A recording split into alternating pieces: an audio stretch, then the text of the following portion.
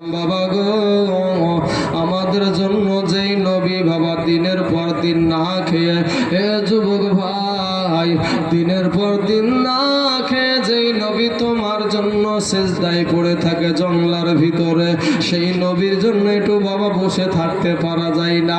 সেই নবীর আদর্শ মানতে পারো না? ভাইরে, কি নিয়া কবরে যাবি রে যুবক? কি নিয়া কবরে যাইবারে বাবা? তোমার মতন কত যুবক মুনিশ খেটে ভাত খাই, এরপরও 5 ওয়াক্ত নামাজ পড়ে, তুমি কেন পারবা না রে বাবা? তোমার মতন কত যুবক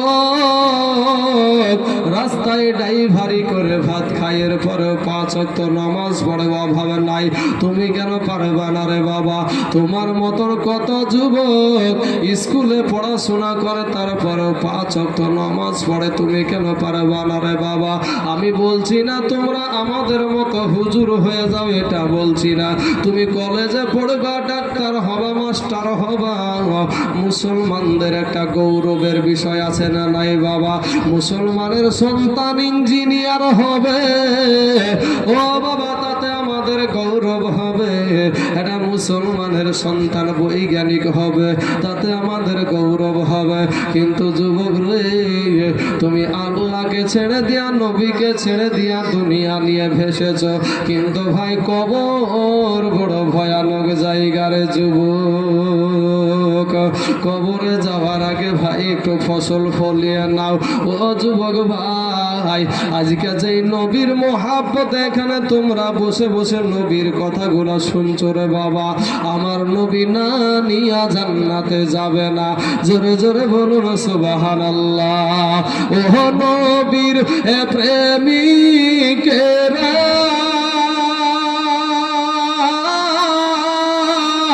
আজ দিশাহারা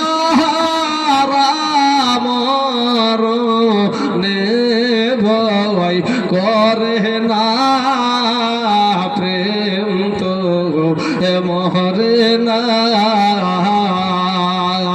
এ নাবির এ আশি কেরা, আজ দিশাহারা মরণে ভয় করে না, প্রেম তো মরে না। আর প্রেম কইরাছেন মুসা নবী, তারপরে তোর পাহাড়ে গেলেন চলি গো। আর প্রেম কইরাছেন মুসা নবী, তোর পাহাড়ে গেলেন চলি গো।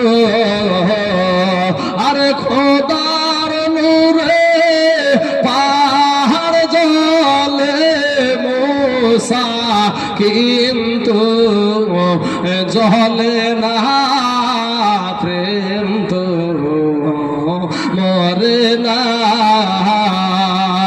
ও নবীর প্রেমিকেরা, আজ দিশাহারা মরণের ভয় করে না, প্রেম তো মরে না। বাবারা, আমার পর্দার আড়ালের মা খালা গো, আজকে নবীর আশিক হও রে মা। ও যুবকেরা, নবীর আশিক হয়ে যাও।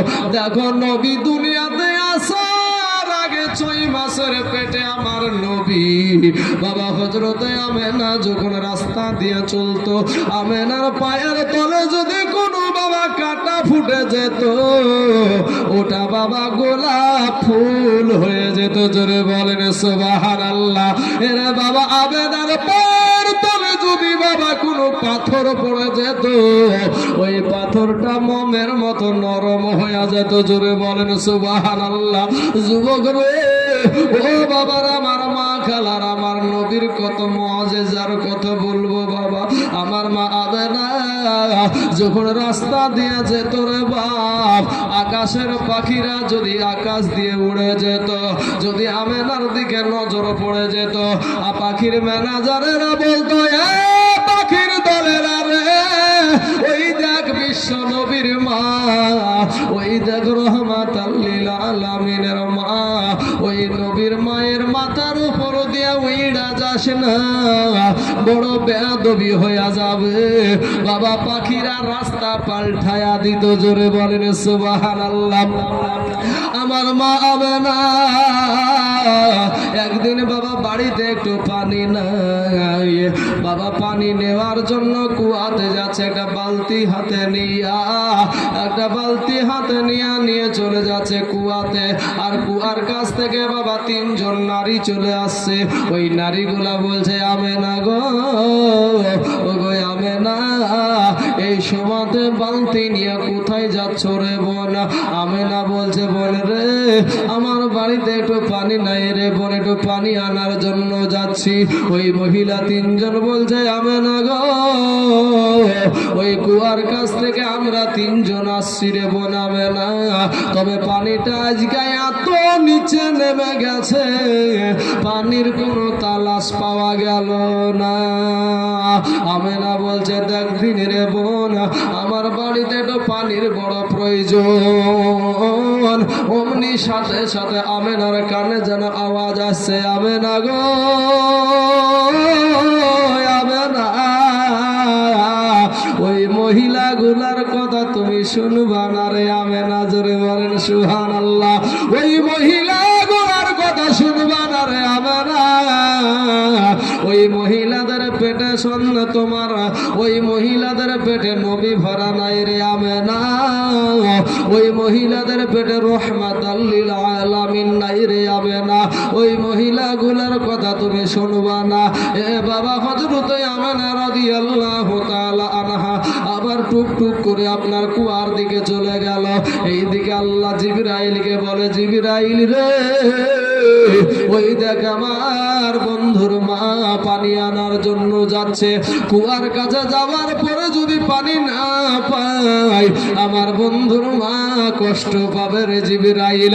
আর আমার বন্ধুর মা কষ্ট পাওয়া মানে আমার বন্ধু কষ্ট পাওয়া, জোরে বলেন সুবহানাল্লাহ। জিবরাইল এসে পানিকে খবর দিল, হে বাবা, আমার নবীর মাকে দেখার জন্য পানি একেবারে উপরে উঠে আপনার উথাল পাতাল খেলতে আরম্ভ করেছে, জোরে বলেন সুবহানাল্লাহ। এ বাবাজিরা, আমার মা খালারা গো, আমরা যখন এখনকার জামানাইকার ছেলেরা কুয়া কি জিনিস বুঝতেই পারবে না, কারণ বাপ আমরা দেখেছি আমাদের মা বাবারা কুয়া থেকে পানি উঠাতো, দড়ি দিয়ে বাঁধতো বালতিকে, বারবার বাহিচ মেরে বালতিটা উঠাতো। এ বাবা গো, আমেনা যদি ওইভাবে পানি উঠায়, আমেনার পেটে ধাক্কা লাগার সম্ভাবনা রয়েছে। আমেনার কানে যেন আওয়াজ আসে, আমেনা গো, গো আমেনা,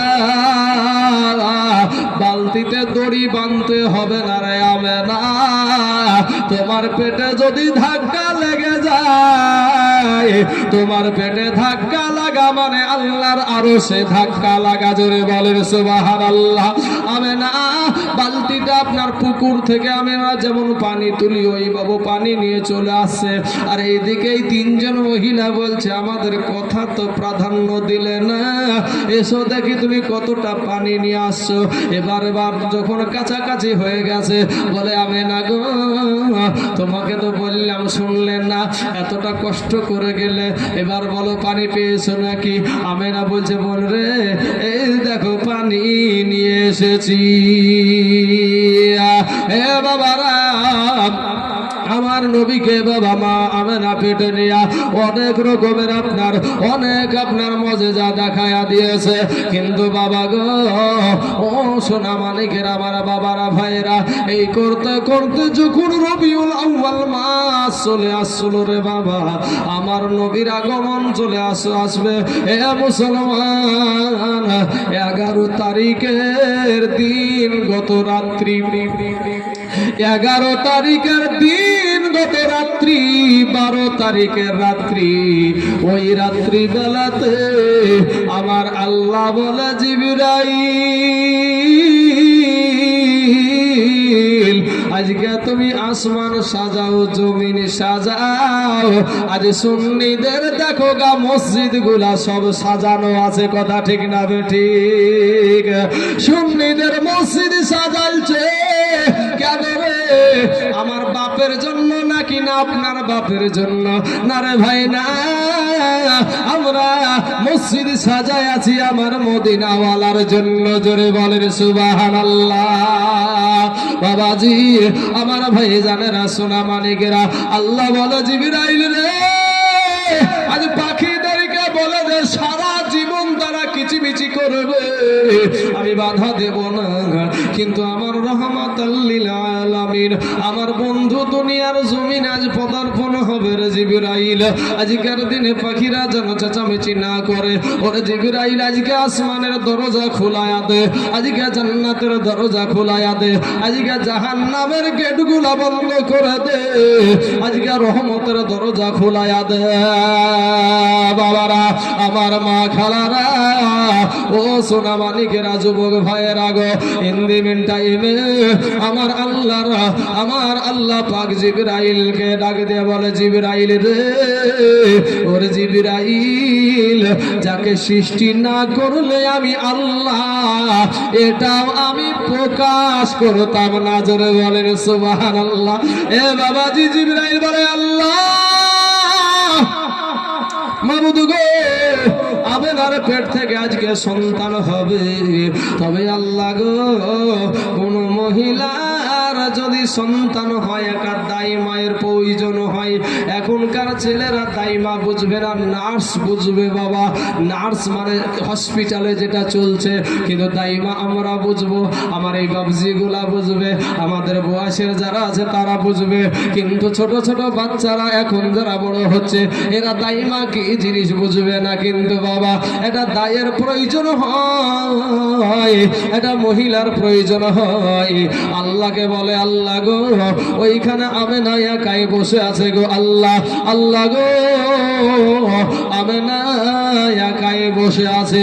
আমার আল্লাহ বলে, জিবরাইল, 4 জন জান্নাতি নারীকে নিয়ে এসো। জোরে বলেন সুবহানাল্লাহ।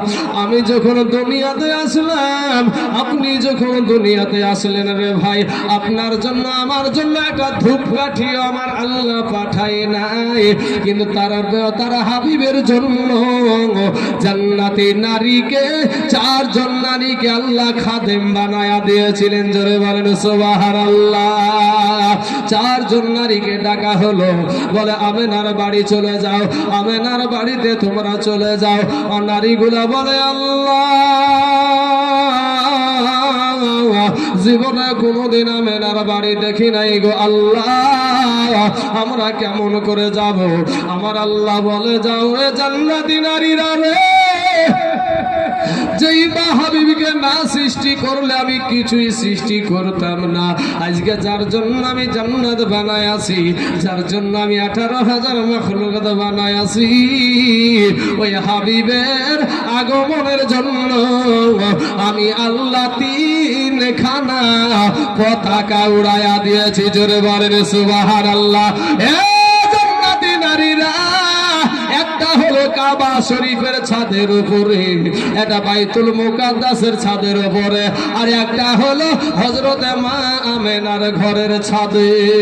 সাদা পতাকা উড়ায়া দিয়েছে। আমেনা বলে, আমি নজর করে দেখলাম আসমান থেকে যেন আমার ঘরের ছাদে একেবারে সিঁড়ি বেয়ে নেমে চলে আসছে, ওই 4 জন মহিলা চলে আসছে। এমন সময় আল্লাহ বলে, জান্নাতি নারীরা রে, আমেনা যদি তোমাদেরকে বলে তোমরা কারা গো, তোমরা কে, তোমরা উত্তর কি দেবে? ওই 4 জন নারী তখন বলতে লাগলো, আমরা বলবো আল্লাহ। আমরা বলতে থাকবো, চিনলে না রে আমেনা বিবি, চিনলে না রে আমাকে, আদম শফের বিবি আবে, আদম শফের বিবি আবে, হাওয়া নামটি জগতে চিনলে না রে, মেহনা বিবি চিনলে না রে আমাকে। ইব্রাহিম নবীর বিবি আবে, ইসমাইল নবীর মাতা আবে, হাজেরা নামটি জগতে চিনলে না রে, মেহনা বিবি চিনলে না রে আমাকে। ঈসা নবীর মাতা আবে, ঈসা নবীর মাতা আবে, মারিয়ম নামটি জগতে। আর একজন বাবা কিছু বলছে না, আল্লাহ বলে তুই কেন কিছু বলিস না? বলে আল্লাহ গো, ওদের স্বামী হলো নবী, ওদের বেটা হলো নবী, ওদের সন্তান হলো নবী, আর আমার এমন একটা স্বামী যার কথা বলতে বড় লজ্জা লাগে গো আল্লাহ। আল্লাহ বলে যা আছে তাই বল। আমি বলবো চিনিলি না রে মেহনা বিবি, চিনিলি না রে আমাকে। খোদাই দাবি করা ফেরাউনের বিবি, খোদাই দাবি করা ফেরাউনের বিবি, আসিয়া নামটি জগতে। আমার আল্লাহ বলে ও জান্নাতি নারীরা, এগুলা বলার দরকার নাই, একটাই বলবে আমেনা গো, তোমার পেট থেকে আজকে একটা সন্তান আসবে, তার গোলামতি করার জন্য আমরা এসেছি। জোরে বলেন সুবহানাল্লাহ। এ বাবারা, রাত বলেছিল আল্লাহ নবীকে রাতের বেলায় পাঠিয়ে দাও, দিন বলেছিল আল্লাহ নবীকে দিনের বেলায় পাঠায়া দাও। বলে আল্লাহ বলছে কে বাবার তোদের কি উপকার? সারা দুনিয়ার আলেমেরা বলবে, কিয়ামত পর্যন্ত আলেমরা ওয়াজ করবে নবী দিনের বেলায় এসেছিল, দিনের একটা সম্মান বেড়ে যাবে, ইজ্জত বেড়ে যাবে। এ বাবা, দুইজনের ঝামেলাকে মিটাইয়া দিয়া এটা মিঠি মিঠি সময় একেবারে বাবা রাত না দিন না, একেবারে সুবহ সাদেকের টাইমে আমার নবীকে দুনিয়ার জমিনে পদার্পণ করেছেন। জোরে বলেন সুবহানাল্লাহ। এ বাবা গো, সারা দুনিয়ার সন্তানদের দেখবেন বাবা মাথাটা দুনিয়াতে আগে আসে, কিন্তু আমার নবীজি পা মুবারক দুনিয়াতে এসে এই দুনিয়ার জমিনে পা লাগায়া দিয়া গোটা পৃথিবীর জমিনকে ধন্য করে দিয়েছে। জোরে বলেন সুবহানাল্লাহ। এ বাবারা, শুধু তাই না, আপনি আমি যখন দুনিয়ার জমিনে আসি কান্না ছাড়া কিছুই বুঝি না, কান্না ছাড়া কিছুই জানি না, কিন্তু আপনার নবী দুনিয়ার জমিনে আসার সাথে সাথে বাপ একেবারে সেজদায় চলে গেছে। আর মা হাজেরা বলে ওই আবার নবী সেদিন যেন বলছিল রব্বি হাবলি উম্মতি, ইয়া আল্লাহ আমার উম্মতের কি হবে? জোরে বলেন সুবহানাল্লাহ। এ বাবারা, আমার পর্দার আড়ালের মা খালা গো, শুনে জানাজ রাতের বেলা মা, ও বাবা যুবক ভাইয়েরা রে, আমার মা হাজারে নজর করে দেখে আর বলে আবে না গো, আবে না, এটা তোমার কোনো সাধারণ বেটা না, তোমার বেটার 2 টাকার দাইমা দিয়া তোমার আমার আল্লাহ তোমার বেটার নাভি কাটাবে না, তোমার বেটার নাভি কাটা অবস্থায় দুনিয়াতে পাঠায়া দিয়েছে। জোরে বলেন সুবহানাল্লাহ। আবার দেখে বাবা আর বলে আবে না গো, আবে না, এই বেটাটা তোমার সাধারণ কোনো বেটা না, এই বেটাটা তোমার সাধারণ কোনো বেটা না, দুনিয়ার 2 টাকার হাজাম দিয়ে তোমার বেটার ইজ্জত আমার আল্লাহ দেখাবে না। তোমার বেটার খাতনা করা অবস্থায় আমার আল্লাহ দুনিয়ায় পাঠায়া দিয়েছে। জোরে বলেন সুবহানাল্লাহ। এ যুবক ভাই, আমার মা জননী মিথ্যা কথা বলতে পারে, আপনার মা মিথ্যা বলতে পারে, কিন্তু ভাই রে, আমার নবীর মা মিথ্যা বলতে পারে না। আমার নবীজির মা জানো বলে উঠল, কদ খরাজা মিন্নি নূর, আমার পেট থেকে একটা নূর বেরিয়ে গেল। জোরে বলেন সুবহানাল্লাহ। শুধু তাই না, মা আমেনা বলেছিল যে আমার বেটা যখন দুনিয়াতে আসলো, আমি আমেনা মুলকে শামের বড় বড় দালান পর্যন্ত আমি দেখেছি। জোরে বলেন সুবহানাল্লাহ। বাবাজি, এখান থেকে বোঝা যায় যে আমাদের নবী নূর এবং বাশার, নূর এবং বাশার। বাশার মানে হলো মানুষ। নবীজি শুরুতে কি ছিলেন? মানুষ ছিলেন, কিন্তু কিসের মানুষ? নূরের তৈরি মানুষ ছিলেন। জোরে বলেন সুবহানাল্লাহ। বাবাজি, মুখের কথা বিশ্বাস করার দরকার নাই। কোরআন তো বিশ্বাস করেন নাকি? কোরআন হাদিস তো বিশ্বাস করেন নাকি? মুখের কথা আমার বিশ্বাস করার দরকার নাই।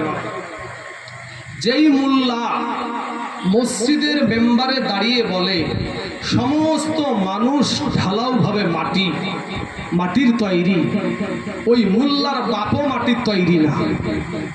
যে মোল্লা বলে কি বলে যে মাটির তৈরি মানুষ, সবাই মাটির তৈরি, আমরাও মাটির তৈরি, তো আমাদের নবীও মাটির তৈরি, এটাই বলে মানুষকে বোঝায়। বাবা আমার ভাইজানের, আমার পর্দার আড়ালের মা খালা শুনেন, যেই মোল্লা বলে সেই মোল্লার বাপও মাটির তৈরি না। চাটে গায়া দেশের পাটনাই মোল্লা রে। যেমন আপনি কিছু বলতে যাবেন না, ওরা বিনা দলিলে বা নবীকে বলছে নবীর মুখে দুর্গন্ধ ছিল, কোনো হাদিস নাই, কিছু নাই। কবর জিয়ারত করা যাবে না, কোনো হাদিস নাই, কিছু না, ডাইরেক্ট মুখে যেটা বলছে এটাই আমাদের সাধারণ যুবক ছেলেরা বুঝতে পারছেন। এবার পিন্ডিলি বানানো, পিন্ডিলি বুঝেন? পিন্ডিলি মানে এই দেখেন, এই জায়গাটা বুঝাই, হাঁটুর নিচের এই যে আপনার এত দূর পর্যন্ত দেখবেন, এবার প্যান্টের ছিট কেটে ফেলেছে।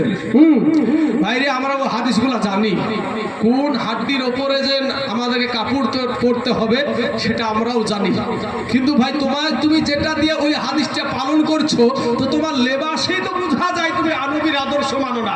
তুমি যে টাইট প্যান্টকে যেভাবে কেটেছো, বুঝলাম যে তুমি একটা হাদিসের উপর আমল করছো, তো ওইরকম টাইট প্যান্ট আমার নবী কদিন পরেছে? এই দিক থেকে বলছি একদিনও না। তুমি যে টাইট প্যান্টটাকে কেটে ফেলেছো, তো টাইট প্যান্টটা আমার নবী কদিন পরেছে সেটা দেখো না। তুমি যার কথাই বলছো যে বা একটা গরিব মানুষ আর বড় মাছ খেতে মন চাইছে, এখন হুজুর বড় মাছ খাবে, তো এখন বেটা বলছে মৌলভী সাহেব ওয়াজ করছে যে গরিব মানুষ বড় মাছ খাবে কেন? এই বড় মাছ খাওয়ার লেগে ও জাহান্নামে চলে যাবে। এক কথা, এ গাঁজাখড়ি ছাড়া আর কিছু হতে পারে? একটা ধনী ব্যক্তি খুচরা মাছ, ওই ডাইরিয়া মাছ, পুঁটি, চান্দা, ডাইরিয়া, এই সমস্ত মাছ খেতে মন চাইছে।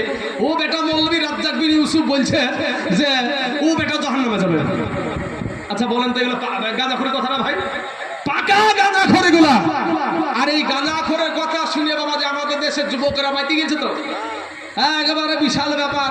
সহিহ হাদিস মানি আমরা, সহিহ হাদিস। হুজুর এই গিলাসটা দেন তো, একটু আমাকে একটু দেন গিলাসটা ভাই, একটু বোঝানোর জন্য। 1 মিনিট একটু ওয়েট করেন ভাই। ও থাক, পানি থাক, কোনো ব্যাপার না, ঠিক আছে। এটা একটা শিশি, এর উপরে একটা কাগজ লাগানো থাকে না, থাকে না ভাই? থাকে তো নাকি? তো কাগজ লাগানো থাকে, কাগজের উপরে কিসের যে শিশি এটা, সেটা কিন্তু এরপরে কাগজে লেখা থাকে, থাকে না? কাগজে লেখা থাকে। তো এরা বলে আমরা সহিহ হাদিস মানি, সহিহ হাদিস মানি। সহিহ হাদিসে আছে 17 মাস আমার নবীজি মসজিদুল আকসার দিকে মুখ করে নামাজ পড়েছে, তো 17 মাস নামাজ পড়েছে, তাহলে আপনাকেও ওই মসজিদুল আকসার দিকে, এখন হাদিসে আছে, তো হাদিসে আছে 17 মাস ফিলিস্তিনের বুকে যে মসজিদে নিয়ে বাবা ইসরায়েলের সাথে ঝামেলা, সেই মসজিদের দিকে 17 মাস আপনার নবী আমার নবী মুখ করে নামাজ পড়েছিল, এটাও হাদিস। আবার কাবার দিকে মুখ করে নামাজ পড়েছে, এটাও কোরআনে আছে, হাদিসে আছে। তো আমরা কাবার দিকে মুখ করে নামাজ পড়ি, ওটা কেন মানো না ভাই? বুঝা যায় ডাল মে কুচ কালা হয়। হ্যাঁ ভাই রে, ওখানে যাই বলবা ওটা রহিত হাদিস। আরে ভাই তুমি যেটা করছো সেটাও তো রহিত হতে পারে, তোমার কাছে বুদ্ধি নাই, সে জ্ঞানই নাই। তোমার কাছে সোনা পরীক্ষা করার জন্য কি পাথরের দরকার? হ্যাঁ, কোষ্ঠী পাথর। কোষ্ঠী পাথরই তো নয় তোমার কাছে, তোমার পেটে পা তুলি দিলে তোমার মুখ দিয়ে আউযু বিল্লাহ আর বিসমিল্লাহ সহিভাবে বানাবে না, সহিভাবে বানাবে না। যদিও আমাদের দেশে বাবা নামাজ 100টার ভিতরে 2টি পড়ছে, তারপরে শুধু ইন্না আতাইনার কুল, এর ভিতরে আবার 10টা কুল। হ্যাঁ বাবাজি আমার সোনা মানিকের, এই কাগজে লেখা আছে মধুর বোতল। কি আছে এই কাগজের ভিতরে? উপরে লেখা আছে কি? মধুর বোতল। আর এদের ভিতরে পুরো আছে বিষ। এদের ভিতরে কি পুরো আছে? বিষ পুরো আছে। ওপরে লেবেল লাগাইছে কিসের? মধুর বোতল। আর ভিতরে পুরো আছে বিষ। বুঝলেন না? তো সহি হাদিস মানি, সহি হাদিস মানি। ভাই সহি হাদিস মানি কথাটা সঠিক, কিন্তু এর ভিতরে নিয়াত খারাপ আছে। ইমাম মানবো কেন? ইমাম মানবো কেন? নবী কোন ইমাম মেনেছিল? নবী কি হানাফি ছিল? নবী কি মালিকি ছিল? নবী কি সাফি ছিল? নবী কোন ইমাম মেনেছিল? তো বাবা আমার নবী কেন ইমাম মানবে রে ভাই? আমার নবী তো হলো ইমামুল মুরসালিন। জোরে বলেন সুবহানাল্লাহ। এই কথাটা কেমন জানেন ভাই? এক চোর গেলছে ভাই হোটেলে চুরি করতে, তো চোর ধরা পড়ে গেছে। আর পাবলিকের মায়ের বিসমিল্লাহ নাই, বুঝতে পারছেন? পাবলিকের মায়ের বিসমিল্লাহ আছে। আচ্ছা পিটান পিটাইছে। হোটেল ম্যানেজার বলছে যে আরে ভাই তুই যা মারলি মারলি, তোরা দে আমাকে দে। তো বা তিল্লা করে বলছে সুজা দৌড় দিবি, পিছনের দিকে তাকাবি না। সুজা দৌড় দিবি, পিছনের দিকে যেন তাকাস নি। ও কিছুটা দৌড়িয়ে গিয়ে আবার পিছনের দিকে তাকাইছে। যাই চোর। 1 সপ্তাহ পরে ওই চোরটা আবার এসেছিল। তখন এই হোটেল ম্যানেজার চিনি ফেলেছে। তুমি যাই চোর, তুই আবার এসেছিস? বলে আমি এসেছিলাম সেদিন আমার দরকারে, আজকে এসেছি আপনার আহ্বানে, আপনার ডাকে। আমার ডাকে মানে তোর মতো চোরকে আমি কেন ডাকবো রে? আরে তোর মতো চোরকে আমার ডাকার কি দরকার? বলে হোটেল ম্যানেজার গো, আপনি আমাকে সেই দিন তওবা করে সুজা দৌড় দিতে বলেছিলেন, পিছন দিকে তাকাতে নিষেধ করেছিলেন। আমি একটাবার পিছনের দিকে তাকায়া দেখিলাম, আপনার পিছনে তাকিয়ে দেখি আপনার হোটেলের সাইনবোর্ডে লেখা আছে ধন্যবাদ, আবার আসবেন। ধন্যবাদ আবার আসবেন। তখন হোটেল ম্যানেজার চোর, এই ধন্যবাদ আবার আসবেন কথাটা সঠিক, কিন্তু তোর মতো চোরের জন্য নাই, তোর মতো চোরের জন্য নাই। সহি হাদিস মানি, সহি হাদিস মানি, তোর মতো চোরের জন্য নয়। বুঝলি? ইমাম মানবো কেন? এই কথাটা যদি ইমাম বুখারী বলতো মানা যেত, ইমাম শাফি বলতে মানা যেত, ইমাম হানাফি বলতে মানা যায়, ইমাম আপনার হানাফ যদি ইমামে আজম আবু হানিফা যদি বলতে মানা যেত, ইমামে মালিক যদি বলতে মানা যেত, তোমার মতন ছলিমদ্দি কলিমদ্দি ডেড় ব্যাটারি। বাবাজি আমার ভাই জানেরা, আল্লাহ এদেরকে বোঝার তৌফিক দান করুক, সবাই বলেন আমিন। ছলিমদ্দি কলিমদ্দি নাম লিয়েছি, যাদের যদি নাম থাকেন আপনাকে ভাই আপনি রাগ করেন না, যদি এরকম নাম থাকে ভাই, এটার উপর দিয়ে আমি বলছি তাই। তো বাবাজি আমার সোনা মানিকেরা, যেই মোল্লা বলে যে গোটা মানুষ মাটির তৈরি, এই মোল্লার বাপও মাটির তৈরি না, এটা কোরআনের কথা। বাপ আপনাদের সাথে দেখবেন মিলে যাবে আমার কথাগুলো। কোরআন থেকে কিছু কথা আমি আলোচনা করি এবার, আমার নবীর মোহাব্বতে কথাগুলো বলছি। বাপ আল্লাহ পাক কোন মানুষ কিসে থেকে সৃষ্টি, এটা কোরআনই আছে, এটা কোরআনই আছে। কিন্তু বাবা আমাদের সমাজে কি জানেন, ছোট্ট একটা বাচ্চাকে নিয়ে গেছে হাতুড়িয়া ডাক্তার। কাকে বলে বাপ? গ্রামে যারা থাকে এদেরকে বলে হাতুড়িয়া ডাক্তার। ছোট বাচ্চাকে নিয়ে মৌলভী সাহেব এখন চলে গেছে হাতুড়িয়া ডাক্তারের কাছে। তো হাতুড়িয়া ডাক্তারের কাছে বাচ্চাকে দেখাচ্ছে, বেটাকে দেখাচ্ছে, তো ছোট বাচ্চা। তো এবার ওই হাতুড়িয়া ডাক্তারে করেছে কি মোটা সিরিজ, ওই যে ছুঁচটা মুখটা, বুঝতে পেরেছেন? ওই মুখটা সিরিজ বের করেছে। এখন মৌলভী সাহেব তো দু কথা পড়িয়েছে, বুঝতেছেন না? এখন পড়াশোনা করা মাল, আর বলছে এই ডাক্তার এত মোটা ইঞ্জেকশন যদি আমার বেটার শরীরে ঢুকাও তুমি, আমার বেটাটা বাঁচবে? তুমি যে দেখো কেতাবে আছে আছে, সহি কিতাবে আছে। এই দেখো লিখছে বৈজ্ঞানিক, এই অসুখ হইলে এত নাম্বার সিরিজ দিয়ে যদি পুশ করা যায় অসুখ ভালো হয়ে যাবে। তখনই মৌলভী সাহেব বলছে দেখি তোর কেতাব, দেখি তোর কেতাব খান দিয়ে। বুঝতে পারছেন না? ওদি বলছে কেতাবে আছে, সহি কিতাবে আছে, সহি হাদিস আছে, সহি হাদিস আছে। তবে এটা মৌলভী সাহেব এবার তখন রকেটার লেগে ওই ডাক্তার বলছে তোর কেতাব নিয়ে। তো কেতাবে তখন কেতাব বের করে দিয়েছে, মৌলভী সাহেবও দেখছে যে হ্যাঁ তাই লেখা আছে, একই জিনিস লেখা আছে। ও ডাক্তারও যা বলছে এর বইও মিলিয়েছে যে এই অসুখ হলে এত নম্বর সিরিজ দিয়ে পুশ করলে অসুখটা ভালো হয়ে যাবে। মৌলভী সাহেব তখন এদিক ওদিক চিন্তা করে দেখছে একই তো জিনিস লেখা, ব্যাপার কি, বিষয় কি, এদিক ওদিক করতে করতে আর একবার বাবা পৃষ্ঠাটা উল্টিয়ে দেখছে যে অপর পৃষ্ঠাতে আবার লেখা আছে যদি ওই রুগীটা মহিষ হয়, যদি ওই রোগীটা গরু হয়, এই গরুর সিরিজ নিয়ে এসে মৌলবীর টাকা দিচ্ছে। বুঝতে পারছেন না? হ্যাঁ, মাল তো জীবনে মাল তো জীবন আরবি বুঝে না, তাহলে ও কি করে আপনাকে সঠিক রাস্তা দেখাবে বলে নেবেন? বুঝলেন না? বুঝাতে পারছি না পারেনি ভাই? বুঝতে পেরেছেন তো? অতএব যারা জেনারেল শিক্ষিত ছেলে হয়ে যারা মাস্তানি করে ভাই ভাই তাদের থেকে দূরে থাকবেন। আপনাদের দেশের আলেম ওলামা আছে, আপনাদের ইমাম সাহেব আছে, তাদের কাছ থেকে শিক্ষা নেন, আপনি ভাই সঠিক রাস্তায় দাঁড়িয়ে থাকবেন। কিন্তু যখনই ভাই আপনি নিজে মাস্তানি করতে যাবেন, তখন আপনি নিজে মাস্তানি করতে গিয়ে ভাই আপনাকে যা কোনো সময় কোন গাড্ডাতে যে পা পড়বে আপনি ঠিক পাবেন না। এবার আপনাদেরকে বলি, কোরআন শরীফে 114টা সূরা আছে। কত?